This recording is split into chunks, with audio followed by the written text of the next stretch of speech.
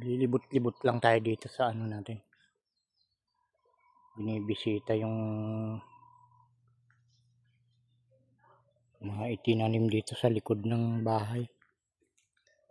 May mga tanglad na. Medyo nabubuhay na yung tanglad. Ang dami pala niya, no? Doon, sunod-sunod. Kinukunan ng pati. Masarap na yan. Ricado sa ulam. Ayan, may mga luyan na rin yan, oh.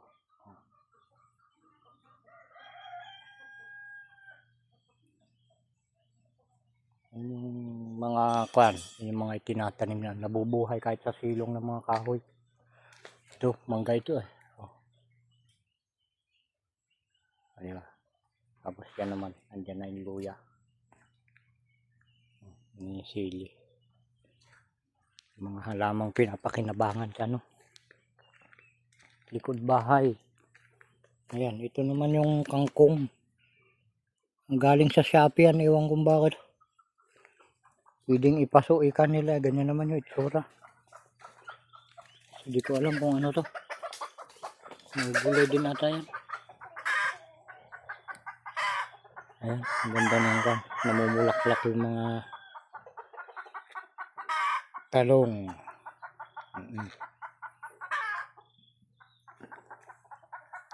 Ayan, ang dami na nabunga ng nyug. Okay. Itong pakakang nagtampo na talaga. Ang daming bunga niya noon. Marami nakikinabang dyan. Nagtampo na ata. Ayaw na magbunga mga kapatid. Hayaan lang natin. Pag nawala yung pagtatampo niya, magbubunga rin yan. Di ba? Ay nako. Okay. Punta tayo doon sa gawing likod. Bisita lang. Mga ginagawa. Mga itinanim. Okay. Diba?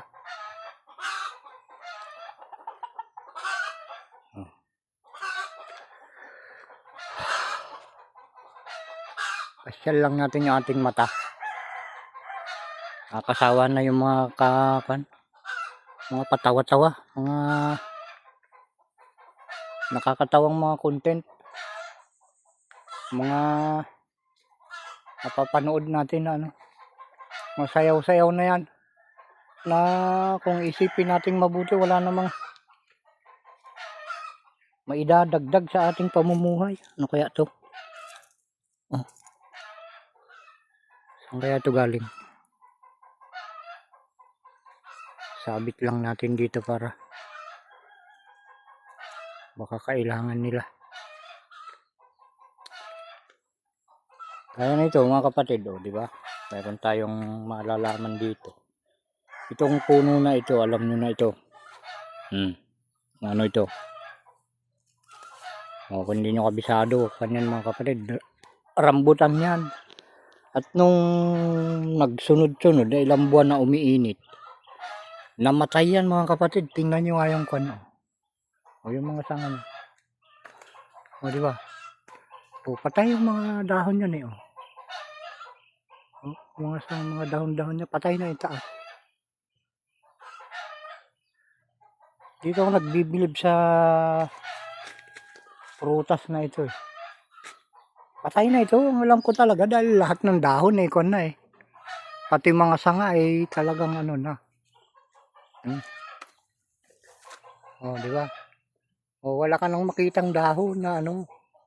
Sariwa. O. Lahat patay na. Anong nagsunod-sunod yung ulan mga kapatid? Tingnan nyo naman nangyari. O.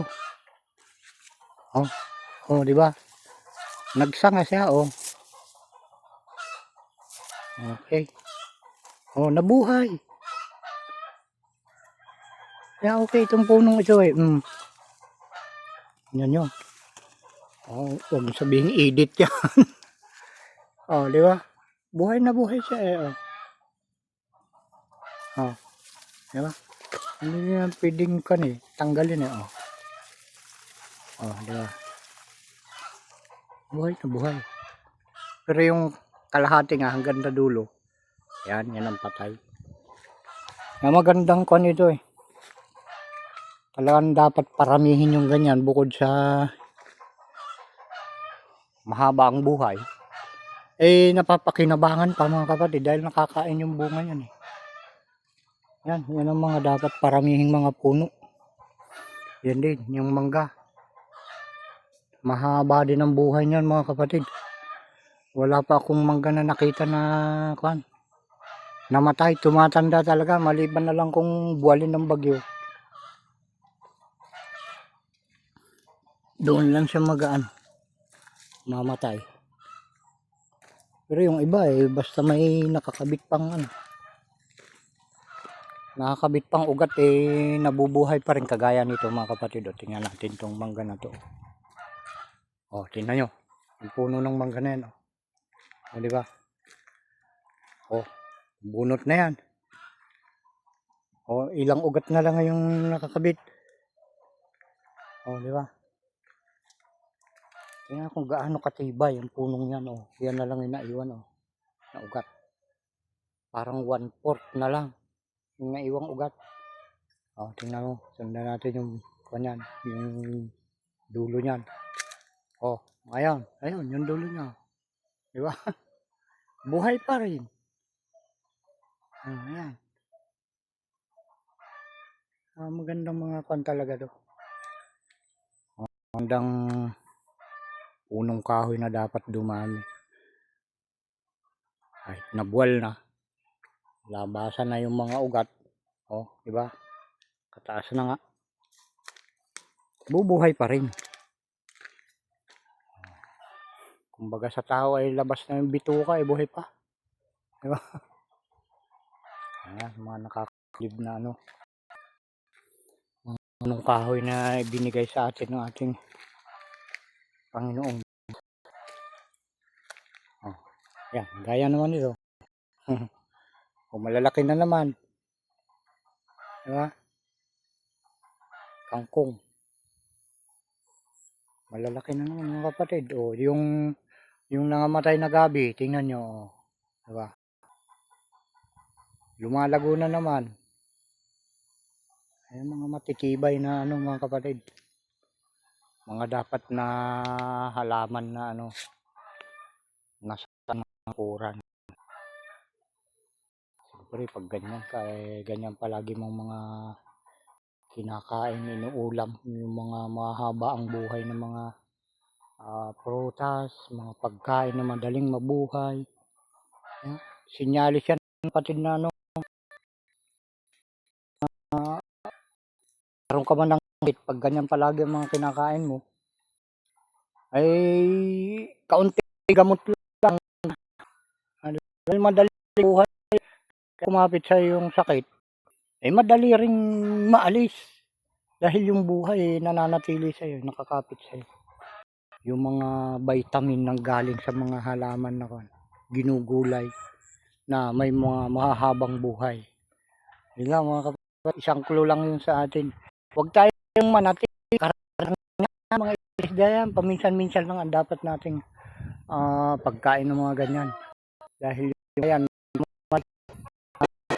paulan na ibabad mo sa tubig, ay hindi na mabubuhay. Hindi kagaya ng mga ganyan mga kapatid. Gabi, kangkong, yan, yung mga prutas-prutas na yan, kahit matumba yung puno, pag naulanan, buhay na naman. Yan mga kapatid, ang isang tips sa inyo. Ramdam ko sa aking sarili. Salamat mga kapatid sa inyong panonood at pakikinig.